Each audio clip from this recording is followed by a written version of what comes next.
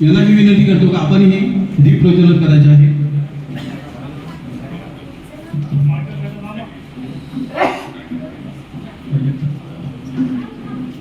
भगवतो अरहतो सम्मा सम्बुद्धास्स बुद्धं शरणं गच्छामि धम्मं शरणं गच्छामि.